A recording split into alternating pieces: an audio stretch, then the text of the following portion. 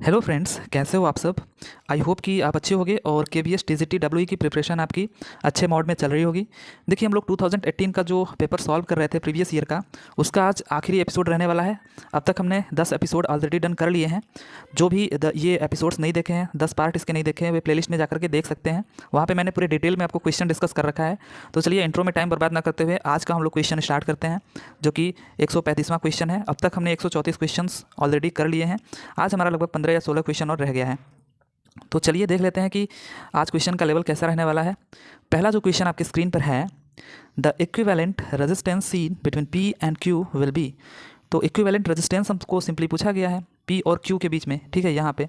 तो इसको बस हमको फोल्ड करके देखना है कि कितना आने वाला है, ठीक है। तो चलिए देख लेते हैं। यहाँ पे अगर हम देखें तो कुछ चीज़ें ऐसी हैं, जैसे यहाँ पे ये टर्मिनल और ये टर्मिनल ओपन है, ठीक है, ये भी ओपन है। तो इसका मतलब है कि इधर करंट तो फ्लो होएगी नहीं, नहीं यहाँ पे करंट फ्लो होगी। तो जहाँ पे करंट अगर फ्लो नहीं होगी तो उन रेजिस्टेंस को हमको कैलकुलेट नहीं करना होता है।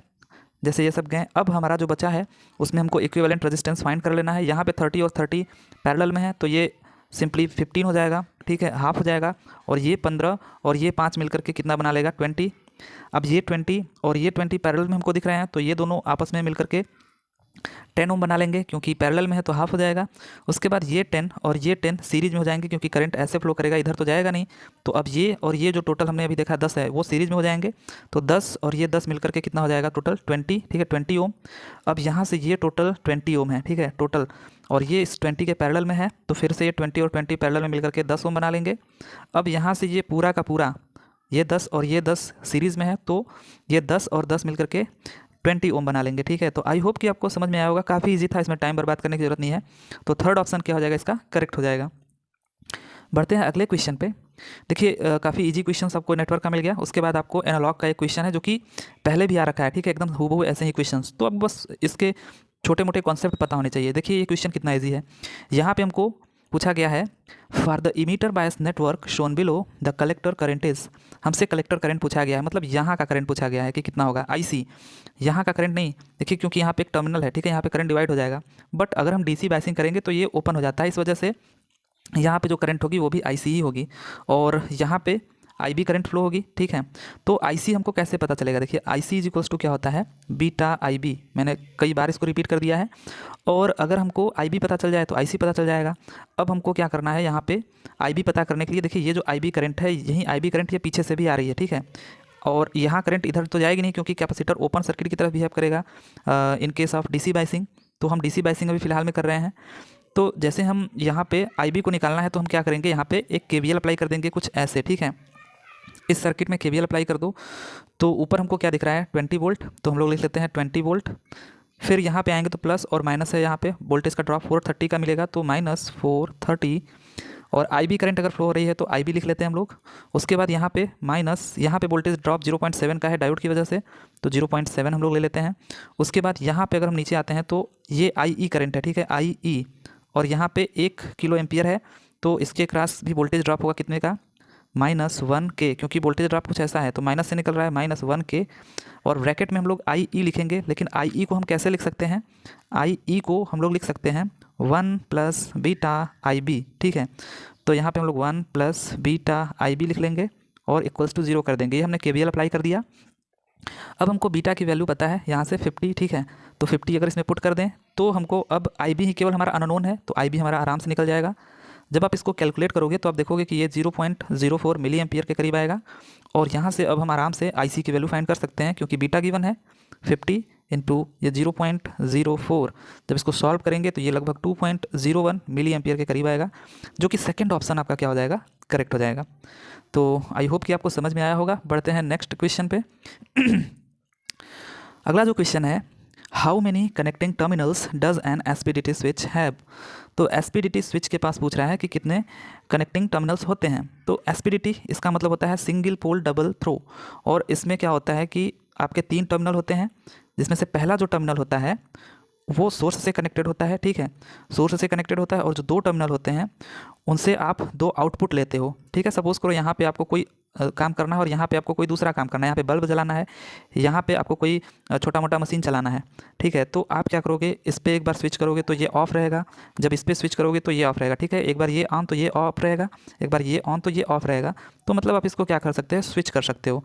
तो ये टोटल इसमें 3 टर्मिनल होते हैं SPDT में। तो इसका जो करेक्ट आंसर हो जाएगा थर्ड वाला ऑप्शन, ठीक है। बढ़ जाते हैं अपने अगले क्वेश्चन पे। अगला जो क्वेश्चन है हमारा, in a full wave rectifier the DC load current equal 1 ampere, how much DC current is carried by each diode. तो यहाँ पे एक फुल वेव रेक्टिफायर है, ठीक है। तो फुल वेव रेक्टिफायर आपको पता होगा कि अगर हम ऐसे बनाए सेंटर टैप वाला तो ऐसे हो जाएगा। और इसमें फुल वेव रेक्टिफायर में 2 डायोड का यूज़ होता है, ठीक है, 2 डायोड, और आपकी एक टैपिंग हुई होती है आउटपुट टर्मिनल पे, ठीक है। यहाँ पे हम लोग क्या ले लेते हैं, आउटपुट ले लेते हैं। तो आप देखोगे कि यहाँ पे जो हम इनपुट सप्लाई देंगे उसमें 2 साइकिल्स होंगी, first half cycle and second half cycle. तो फर्स्ट हाफ साइकिल में हमारा ये वाला कंडक्ट करता है, सेकेंड वाले साइकिल में ये वाला कंडक्ट करता है। तो क्या होता है कि टोटल यहाँ पे करंट हमको दे दिया है कि 1 एम्पियर है, ठीक है। तो जैसे आप सुपर पोजीशन में सॉल्व करते हो कि पहले एक सोर्स को ऑफ रख करके दूसरा सोर्स क्या करते हो, एक्टिव रखते हो, फिर दूसरे में दूसरा वाला सोर्स ऑफ करके पहला वाला सोर्स एक्टिव रखते हो। तो आपको उससे ओवरऑल करंट देखना होता है, तो आप दोनों का सम कर देते हो। तो वैसे ही पहले वाले केस में हमारा पहले वाले डायोड से 0.5 एम्पियर आएगा, ठीक है, अगर दोनों आइडियल हैं तो। और दूसरे वाले केस में भी 0.5 एम्पियर आएगा। एंड में अगर इसको हम जोड़ दें तो हमारा 1 एम्पियर करंट आ जाएगा। तो यही ये पूछा है कि ईच डायोड कितना करंट कैरी कर रहा है। तो ये हो जाएगा आपका first option 0.5 ampere. I hope कि आपको समझ में आया होगा। अगला क्वेश्चन देखते हैं। The next question is, tuning means obtaining resonance at different frequencies by varying either. तो ट्यूनिंग मीन्स क्या होता है, अगर हमको रेजोनेंस कंडीशन चाहिए एट डिफरेंट फ्रिक्वेंसीज पे तो हम लोग क्या करते हैं, ट्यूनिंग करते हैं। लेकिन ट्यूनिंग करते किसकी हैं हम लोग, तो अगर सर्किट में अगर आप देखोगे कि यहाँ पे यदि L और C है तो ट्यूनिंग हम लोग रेजोनेंस, पहली बात तो क्या होता है कि रेजोनेंस उस फ्रिक्वेंसी पे हम लोग चेक करते हैं। रेजोनेंस जहाँ जिस फ्रिक्वेंसी पे क्या होता है कि सर्किट में हमारा केवल रेजिस्टेंस हमको नज़र आता है, ठीक है, रेजिस्टेंस नज़र आए और ये जो है आपस में क्या हो जाए, एलिमिनेट हो जाए। मतलब जितना ये होता है अगर उतना ही ये हो जाए तो दोनों का अपोजिट नेचर होता है और ये एक दूसरे को एलिमिनेट कर देंगे। तो ट्यूनिंग हम ऐसा करते हैं, मतलब उस फ्रिक्वेंसी पे करते हैं जहाँ पे L और C की वैल्यू क्या हो जाए, आपस में एक दूसरे के इक्वल हो जाए। तो ये इक्वल और अपोजिट होते ही हैं, मतलब अपोजिट तो होते ही हैं।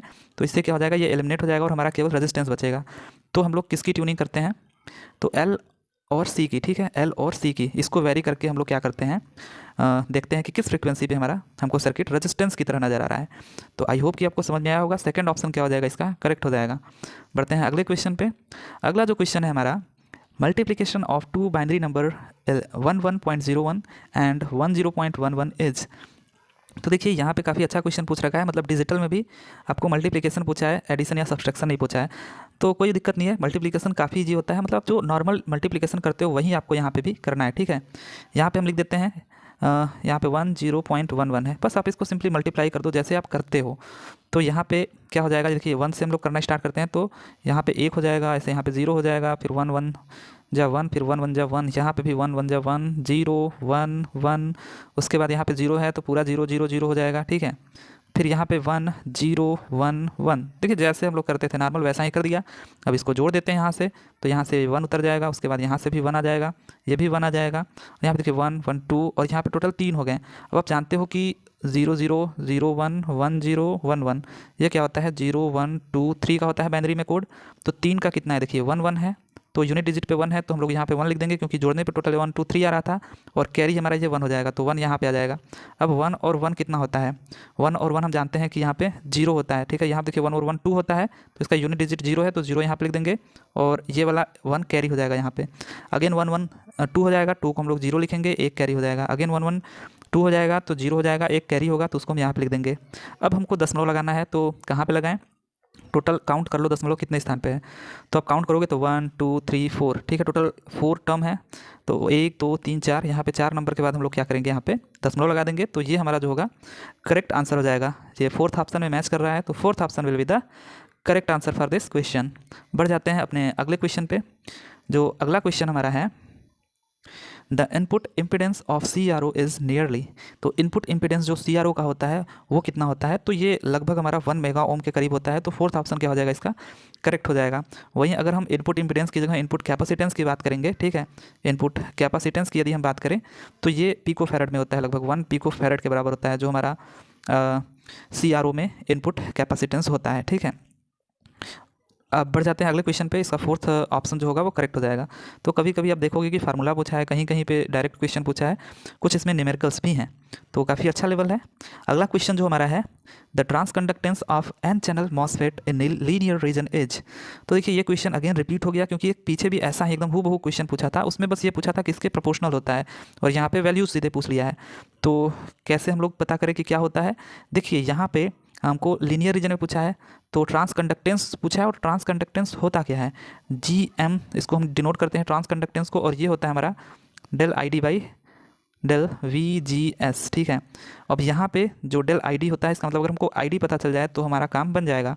अब ID कितना होता है एन चैनल मॉसफेट के केस में, तो ये सिंपली होता है आपका W म्यू नॉट। ये काफ़ी देखिए स्ट्रॉन्ग फार्मूला है, इसको आपको याद रखना पड़ेगा, ठीक है। ये आपके एनालॉग में अक्सर करके ये पूछता है, मॉसफेट से यही क्वेश्चन पूछेगा। 2 यहाँ पे हो गया VGS हो जाता है, उसके बाद माइनस VT और VDS, उसके बाद माइनस VDS का स्क्वायर, ठीक है। अब इसको हमको क्या करना है, ये जो हमारा ID है इसको अगर हम डिफ्रेंशिएट कर दें VGS के साथ, ठीक है, VGS के साथ, तो हमारा आंसर आ जाएगा। अब यहाँ पे हम लोग del ID by del VGS यदि कर दें तो देख सकते हो आप कि ये कांस्टेंट टर्म है, इसको बाहर लिख लो, ठीक है, mu naught COX divided by 2L। अब यहाँ पे देखिए 2VGS यही हमारा वेरिएबल है, इंटू VDS, ये वाला इससे मल्टीप्लाई होगा तो VGS तो खत्म हो जाएगा, डिफ्रेंशिएट करेंगे तो बचेगा 2 इंटू VDS, तो यहाँ पे लिख देते हैं 2 इंटू VDS। अब ये 2 इंटू VT इंटू VDS सब कांस्टेंट है, यहाँ पे VDS स्क्वायर भी कांस्टेंट है, तो सब जीरो हो जाएंगे, तो बचा हमारा केवल इतना, ठीक है। तो यही हमारा क्या है, ट्रांसकंडक्टेंस है। तो आप देख सकते हो कि थर्ड ऑप्शन जो इसका वो क्या हो जाएगा, करेक्ट हो जाएगा। ये हमारा लीनियर रीजन में पूछा था, ठीक है। अगर सैचुरेशन में होता तो हमारा ये वाला आंसर करेक्ट हो जाता, तो लीनियर रीजन में थर्ड ऑप्शन क्या हो जाएगा, इसका करेक्ट हो जाएगा। बढ़ते हैं अगले क्वेश्चन पे। अगला जो क्वेश्चन है हमारा, ऑक्टल इक्विवेलेंट ऑफ नंबर 236, इसमें 16 है इसके बेस में, तो बताना है कि ऑक्टल इक्विवेलेंट इसका कितना होगा। देखिए सिंपली इसको हम ऐसे कर देते हैं कि 236 है, इसको बाइनरी में पहले कन्वर्ट कर लो, काफ़ी इजी होता है। बाइनरी में कैसे कन्वर्ट करें, देखिए जो 6 लिखा है, हम लोग को एक चीज़ पता है, यहाँ पे 1 2 4 8, आप इसको लिख लो। अब 6 पहले लिखना है हमको, तो 6 के लिए देखिए 4 और 2 है, ठीक है। तो 4 और 2 को अगर जोड़े तो 6 हो जाएगा, तो इसके नीचे बस 1 1 लिख दो, बाकी जो बचे हैं उसके यहाँ पे 0 0 लिख दो, ठीक है। तो ये 6 का हो गया। अब हम लोग 3 का देख लेते हैं। 3 में क्या है, देखिए 3 कैसे बनेगा, 2 और 1 से बनेगा, तो ये हो गया 1 1, बाकी सब जगह पे 0। 3 केवल 2 1 से ही बन सकता है ना, और किसी से तो बन नहीं सकता था। ऐसे ही आपका फिर 2 है, 2 किससे किससे बनेगा, तो 2 केवल अकेला 2 से बनेगा, ठीक है। तो 2 के नीचे 1 हो जाएगा, बाकी जगह पे 0 0 हो जाएगा। अब हमको क्या करना है, यहाँ पे हमको ऑक्टल में कन्वर्ट करना है। तो ये जो नंबर है 632, इसको हम लिख देते हैं जैसे ये लिखा गया है वैसे ही हूबहू। तो 2 यहाँ पे है, 2 को पहले लिख लेते हैं, तो 0 0 1 0। उसके बाद 3 है यहाँ पे, तो 3 को लिख लेते हैं यहाँ से, 0 0 1 1।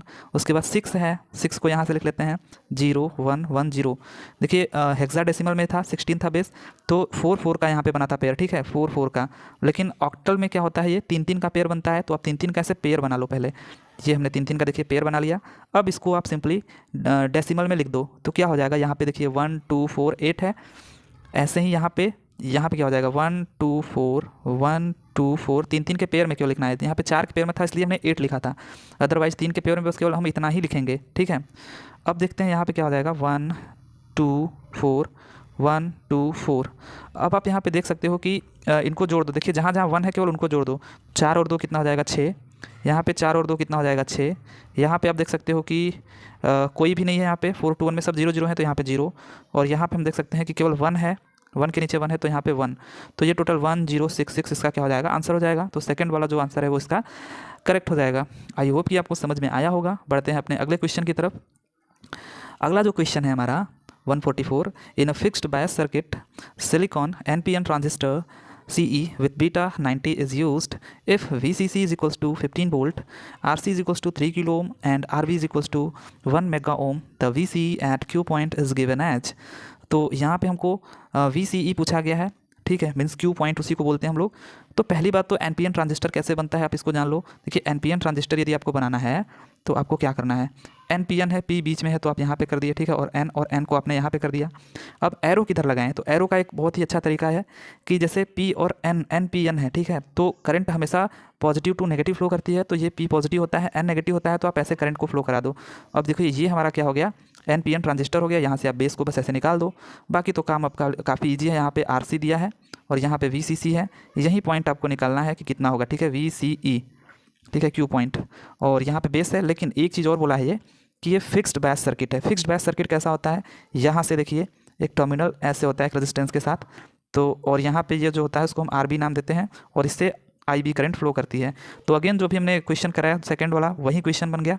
केवीएल अप्लाई करना है, हम यहाँ से ऐसे केवीएल अप्लाई कर देंगे तो हमको आई बी मिल जाएगा। उससे क्या होगा कि हमको आई सी मिल जाएगा, और एक बार हमको आई सी मिल गया तो हम लोग आराम से निकाल सकते हैं वी सी ई। कैसे, क्योंकि यहाँ पे वोल्टेज ड्रॉप हमको पता चल जाएगा अगर आई सी मिल गया तो, और वी सी सी हमको पता है, इस वी सी सी में से इस वोल्टेज ड्रॉप को घटाएंगे तो वी सी ई मिल जाएगा। तो चलिए यहाँ पे केवीएल अप्लाई कर देते हैं सिंपली। तो क्या हो जाएगा, यहाँ पे 15 है, वी सी सी 15, यहाँ पे आएंगे आर, ठीक है, यहाँ पे आर बी के यहाँ पे आएंगे तो हम लोग देखते हैं कि यहाँ पे आर बी कितना है 1 मेगा ओम, तो माइनस 1 मेगा ओम में हमको मल्टीप्लाई कर देना है आई बी का माइनस 0.7, यहाँ पे जो वोल्टेज ड्रॉप होता है, और यहाँ पे इमीटर के पास कोई रेजिस्टेंस तो है नहीं तो बस यहाँ पे 0 कर देंगे। अब यहाँ से देखोगे कि आप आई बी की जो वैल्यू आएगी निकल करके वो आएगी 1.287 मिली एम्पियर। आप इसको कैलकुलेट कर लेना। अब ये अगर आ गया हमारा आई बी तो आई सी भी आ जाएगा, ठीक है, यहाँ से आई सी भी आ जाएगा, ठीक है, सॉरी आई बी जो हमारा आएगा वो कितना आएगा 14.3 माइक्रो एम्पियर आएगा, ठीक है, 14.3 माइक्रो एम्पियर आएगा।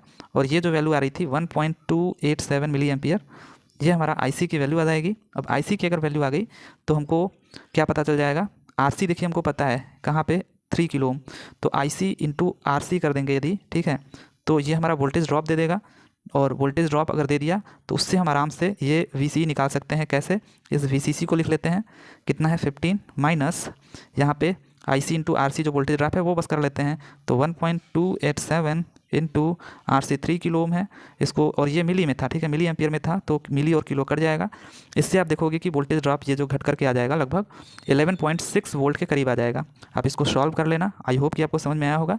तो फोर्थ ऑप्शन इसका क्या हो जाएगा, करेक्ट। देखिए the next question is which one of the following circuit is an equivalent circuit of a tunnel diode. तो टनल डायोड पे तो काफ़ी क्वेश्चन देखिए आप पूछ चुका है, ठीक है, तो टनल डायोड आपको अच्छे से पढ़ लेना है। और इसमें पहले एक बार पूछ चुका है, इसमें आप देखोगे प्रीवियस ईयर के पेपर में कि ये हैवली डोप्ड होता है, ठीक है।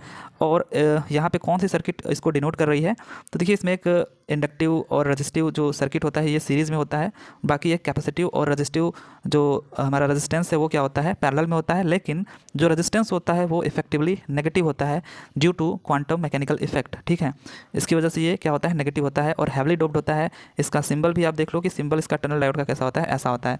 तो टनल डायोड पे जितनी भी चीज़ें हो सकती हैं आप इसको एक बार जरूर देखें, क्योंकि ये काफ़ी पूछ रखा है। ऐसे शॉर्टकी डायोड हो गया और ये सब जितने भी हैं इन्हीं सबसे बस क्वेश्चन बनने वाले हैं। अगला जो क्वेश्चन है हमारा 146 का, power dissipated in 10 ohm resistor will be. यहाँ पे सिंपली हमको बस पूछा है 10 ओम से कितना पावर डिसिपेट होगा, तो काफ़ी इजी क्वेश्चन है, आप कर सकते हो। अगर हमको यहाँ का करंट पता चल जाए तो मज़ा ही आ जाए, क्योंकि इसको हम स्क्वायर कर देंगे और इंटू 10 कर देंगे तो पावर डिसिपेशन हो जाएगा, क्योंकि पी हमारा क्या होता है आई स्क्वायर इंटू आर। तो अब यहाँ पे हम आई कैसे निकालें, यहाँ पे 120 है, यहाँ पे 65 है, केवीएल अप्लाई कर देते हैं तो 120 minus 65 divided by total resistance कितना है 30 यहाँ पे है, 10 यहाँ पे 40, और इसको अगर सॉल्व करोगे आप तो 15 आ जाएगा। तो टोटल 40 10 50 और 5 55 हो जाएगा। और इसको यदि हम सॉल्व करें तो ये 55 टोटल 1 एम्पियर हो जाएगा, ठीक है। इसका मतलब है कि यहाँ से 1 एम्पियर की करंट फ्लो हो रही है। अब 1 का स्क्वायर इंटू 10 करोगे तो आप 10 वाट आ जाएगा। तो फोर्थ ऑप्शन क्या हो जाएगा, इसका करेक्ट हो जाएगा। बढ़ते हैं अगले क्वेश्चन पे। अगला क्वेश्चन है which meter has the highest accuracy. तो हाईएस्ट एक्यूरेसी किस मीटर की होती है, PMMC, moving iron, bridge meter या इलेक्ट्रोडायनोमीटर। वैसे देखें तो काफ़ी मतलब कॉम्प्लिकेटेड है कि इलेक्ट्रोडायनोमीटर भी काफ़ी अच्छा एक्यूरेसी देता है, बट ओवरऑल यदि हम बात करें तो जो पीएमएमसी होता है वो क्या करता है, ज़्यादा एक्यूरेट होता है और काफ़ी सस्ता भी होता है, ठीक है, और पावर भी कम कंज्यूम करता है, ठीक है, पावर भी कम कंज्यूम करता है। और यदि हम बात करें इसका तो यूनिफॉर्म स्केल होता है, तो इसको देखने में भी गलती नहीं होती है, ठीक है। जो जिसका नॉन यूनिफॉर्म स्केल होता है उसमें तो रीडिंग लेने में काफ़ी परेशानी होती है। और यदि बात करें तो इसका high torque to weight ratio होता है, ठीक है। और अगर हम बात करें तो जो इसमें हिस्टेरेसिस लॉस होता है, ठीक है, वो भी काफ़ी कम होता है, काफ़ी कम होता है। उसके बाद यहाँ पे और भी कुछ बात करें इसमें तो फ्रीक्वेंसी एरर भी इसमें बहुत ही कम होता है, एब्सेंट होता है ना के बराबर। तो ओवरऑल देखोगे तो ये जो PMMC होती है वो क्या हो जाती है हमारी हाईएस्ट एक्यूरेट हमारा मीटर होता है। तो बढ़ जाते हैं नेक्स्ट क्वेश्चन पे। पहला ऑप्शन इसका करेक्ट हो जाएगा। अगला जो क्वेश्चन है हमारा, when the movable plate of an air gap capacitor completely overlap the fixed plate then the capacitance of this variable capacitor is. यहाँ पे एक मूवेबल प्लेट है, ठीक है, और एक फिक्स्ड प्लेट है। ये नीचे वाला हमारा क्या है, फिक्स्ड है, ऊपर वाला यदि हमारा मूवेबल है। अगर इसकी हम बात करें तो ये जो मूवेबल प्लेट है, अगर ये इसके इधर आ रहा है, ठीक है, और इस पर अगर ओवरलैप कर जाता है एकदम टोटल, तो उस केस में हम क्या बोलेंगे कि जो हमारा कैपेसिटेंस है, ठीक है, वो एकदम क्या है, मैक्सिमम है, ठीक है, मैक्सिमम। और वहीं जैसे जैसे इस मूवेबल प्लेट को हम इस साइड घुमाते हैं, ठीक है, इस साइड लेके मूव कराते हैं, तो वैसे वैसे जो कैपेसिटेंस की वैल्यू है वो डिक्रीज़ होती जाती है। तो जब ये ओवरलैप कर जाएगा तो उस केस में जो कैपेसिटेंस होगी वो क्या होगी, मैक्सिमम होगी। तो सेकंड ऑप्शन जो होगा इसका क्या हो जाएगा, करेक्ट हो जाएगा। बढ़ते हैं नेक्स्ट क्वेश्चन पे। अगला जो क्वेश्चन है हमारा, how many equations are necessary to solve a circuit with 2 principal node. तो प्रिंसिपल नोड पहले क्या होता है, ठीक है, तो प्रिंसिपल नोड की यदि हम बात करें, अगर मैं आपको एक सर्किट ऐसे दिखाऊं, ठीक है, ये हमारा मान लीजिए कोई सर्किट है और यहाँ पे अगर कोई सोर्स लगा है, ठीक है, आप DC सोर्स ले लो और इसको रेफरेंस मान लो ग्राउंड, यहाँ पे V। तो देखिए नोड कितने हैं पहले इसमें ये बताइए। नोड इसमें आप देखोगे तो एक ये नोड हो गया और ये भी एक नोड है, ठीक है, यहाँ से यहाँ तक पूरा, और ये भी एक नोड है यहाँ से पूरा यहाँ तक, और ये भी नोड है। तो टोटल 1 2 3 और ये 4, टोटल 4 नोड है। लेकिन प्रिंसिपल नोड कितने हैं, तो प्रिंसिपल नोड वो होता है जो कि जहाँ से 3 या 3 से अधिक एलिमेंट कनेक्टेड हो। देखिए यहाँ पे एक एलिमेंट, 2 एलिमेंट और ये तीसरा एलिमेंट कनेक्टेड है, ठीक है, वो कुछ भी हो सकता है, चाहे वो passive element register capacitor inductor हो सकता है या फिर एक्टिव एलिमेंट हो सकता है, ठीक है। तो ये एक प्रिंसिपल नोड हो गया। और कहाँ पे ऐसा है, यहाँ इस नोड पे तो देखिए केवल 2 ही टर्मिनल है, एक ये है एक ये है, ठीक है, 2 केवल एलिमेंट कनेक्टेड है। यहाँ पे देखेंगे तो एक ये कनेक्टेड है, एक ये कनेक्टेड है और एक ये कनेक्टेड है, तो ये भी प्रिंसिपल नोड हो गया, ठीक है। और ये भी नोड है, प्रिंसिपल नोड नहीं है, तो केवल 2 ही हमारा यहाँ पे क्या है, प्रिंसिपल नोड है। अब देखिए पूछ रहा है कि how many equations are necessary to solve a circuit with 2 principal node. तो 2 प्रिंसिपल नोड अगर हैं तो कितने इक्वेशंस लगेंगे इसको सॉल्व करने के लिए। तो यदि आप इस पर नोडल अप्लाई कर दो, सपोज करो ये R1 है, ये R2 है, ये R3 है, ये R4 है और ये V1 है, तो आप ऐसे ही नोडल लगाते हो, V माइनस यहाँ पे V1 हो जाएगा डिवाइडेड बाई R1, फिर यहाँ पे प्लस ये V बाई R2 हो जाएगा, ठीक है। उसके बाद ये हमारा जो है V बाई ये R3 और R4 हो जाएगा, दोनों जुड़ जाएगा, ठीक है, और इक्वल्स टू 0। तो आप इस एक इक्वेशन से, ठीक है, इसको सॉल्व कर सकते हो। इसमें आपको कुछ वैल्यूज़ गिवन होंगी, केवल कोई एक आध वैल्यू होगी जो कि गिवन नहीं होगी, आराम से उसको आप फाइंड कर सकते हो। तो आई होप कि आपको समझ में आया होगा। तो इसका जो फार्मूला होता है वो क्या होता है, n-1। ये n क्या होता है, प्रिंसिपल नोड, उसमें यदि हम 1 घटा दें तो हमको पता चल जाएगा कि कितने इक्वेशंस टोटल लगेंगे सॉल्व करने के लिए। तो n 2 है, 2 में से 1 घटा दिए तो एक टोटल एक इक्वेशन लगेगा। तो फोर्थ ऑप्शन क्या हो जाएगा, इसका करेक्ट हो जाएगा। बढ़ जाते हैं अगले क्वेश्चन। तो देखिए जो नेक्स्ट क्वेश्चन हमारा है 150, वो हमारा आज का आखिरी क्वेश्चन और इस टोटल पेपर का आखिरी क्वेश्चन है, ठीक है, 2018 का जो प्रीवियस ईयर पेपर है। तो अब तक देखे होंगे कि आप सारे क्वेश्चंस हैं, मिक्स्ड थे, इजी भी थे, टफ भी थे, अच्छे क्वेश्चंस थे, लेवल ठीक ठाक था।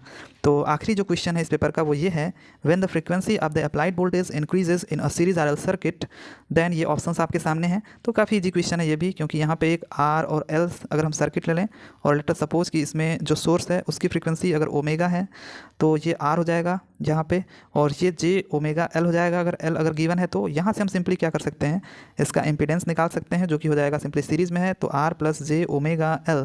और फेज़ की यदि हम बात करें तो क्या होता है, ये इमेजिनरी बाई रियल, ठीक है। फेज़ की यदि हम बात करें तो tan inverse imaginary by real, imaginary हमारा ओमेगा L है, इमेजिनरी टर्म, और रियल टर्म R है। अब यहाँ पे हमको इस ओमेगा, यही तो हमारा होता है 2πf।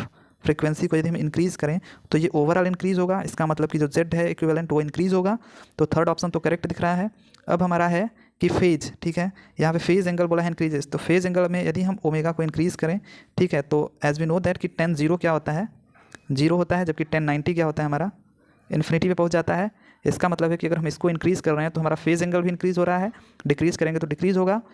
तो यहाँ पे द फेज एंगल इंक्रीजेस, ठीक है, अगर फ्रीक्वेंसी को हम क्या करते हैं, इंक्रीज़ करते हैं तो इसका मतलब फर्स्ट और थर्ड दोनों सही है। तो इसका कौन सा ऑप्शन करेक्ट हो जाएगा, फोर्थ, बोथ 1 and 3 जो ऑप्शन है ये इसका क्या हो जाएगा, करेक्ट हो जाएगा। तो आई होप कि आपको सब समझ में आया होगा। देखिए यहाँ पे मैंने पूरा आपको क्वेश्चन जो था 2018 का पूरे डिटेल में डिस्कस कर दिया। आई होप कि आपने एंजॉय किया होगा तो ठीक है, लाइक कर देना, अदरवाइज़ तो आप डिसलाइक करके चले जाना, बट कुछ तो करना आप, ठीक है। आप कुछ भी नहीं करते हो मेरे वीडियो पे, एक ही चीज़ बस बोलता हूँ कि लाइक कर दो, बट खैर कोई नहीं, आपने इतना टाइम दिया इसलिए आपका बहुत ही धन्यवाद। ठीक है, तो चलिए मिलते हैं अब नेक्स्ट वीडियोज़ में अगले प्रीवियस ईयर क्वेश्चन पेपर के साथ। तब तक के लिए thank you, tata, bye bye.